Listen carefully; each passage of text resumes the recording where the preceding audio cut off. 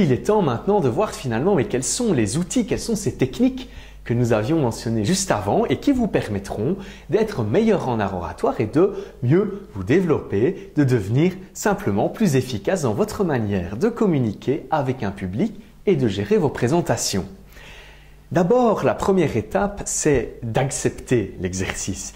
Il est compliqué, il est difficile, il fait parfois peur. Mettez-vous dans la tête qu'il ne pourra vous apporter que du positif.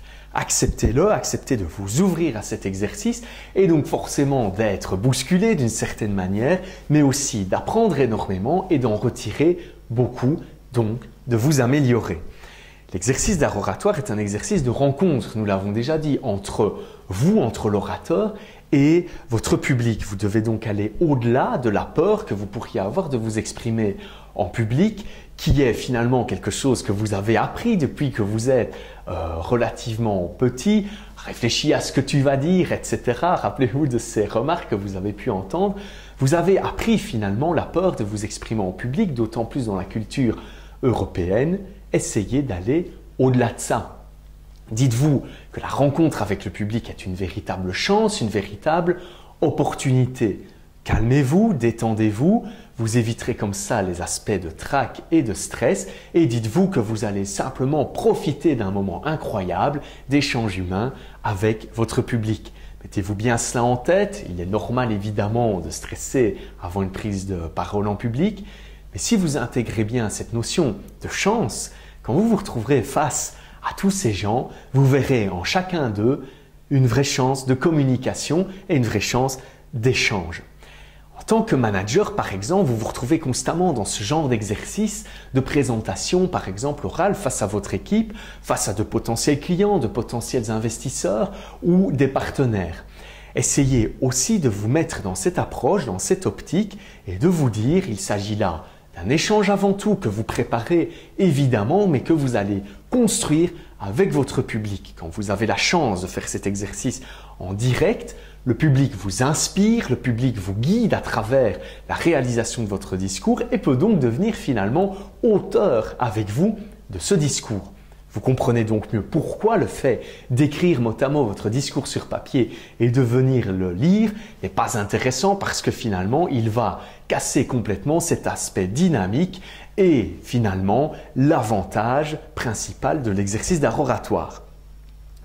Insistez toujours aussi beaucoup sur cet aspect de singularité. Vous êtes une personne en tant que telle et à part entière et vous venez partager votre personnage, votre personne.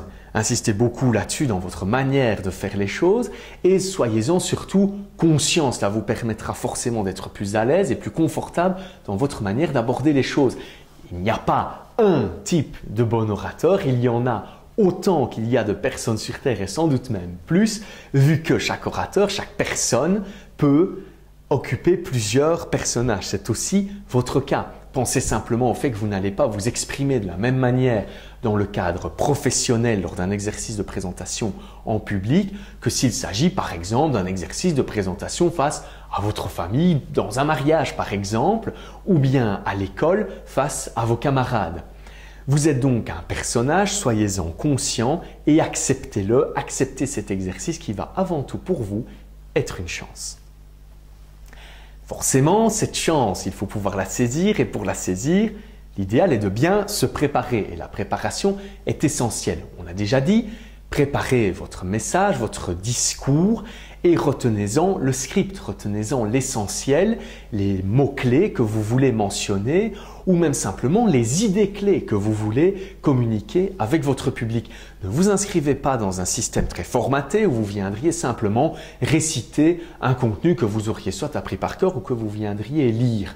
Mettez-vous aussi clairement dans l'idée que ce que vous voulez mentionner ou ces idées que vous voulez partager vont être en permanence réinventées. Si vous faites plusieurs fois le même discours devant différents publics, il ne va pas être fait avec les mêmes mots, il ne va pas être fait avec les mêmes émotions tout simplement parce que vous êtes à chaque fois dans un moment de rencontre différent où vous réinventez votre message.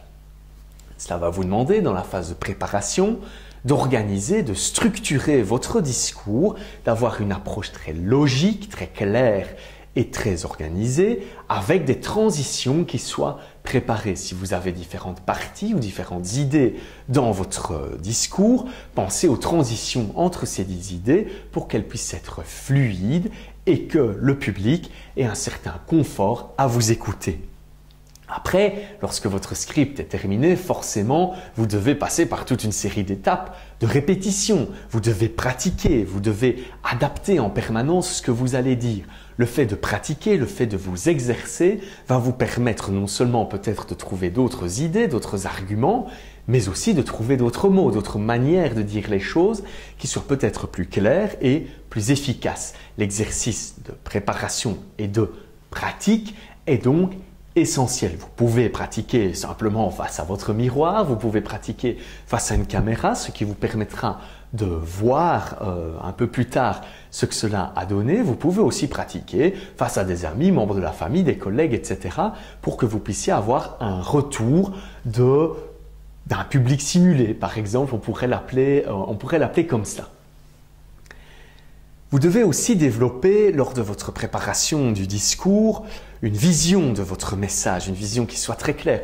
Où voulez-vous emmener votre public? Vous êtes finalement le guide, vous savez les idées que vous voulez communiquer. Évidemment, tout cela va dépendre très fort du public qui se trouve face à vous, mais vous devez avoir les idées relativement claires et les installer dans un mécanisme d'émotion complètement partagé.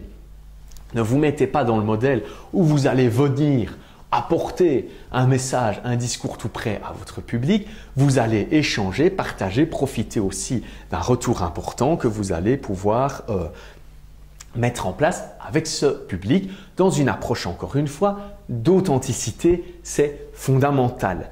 Vous allez profiter aussi d'une série de signaux qui vont venir de votre public. Soyez vigilants, soyez toujours attentifs à ces signaux.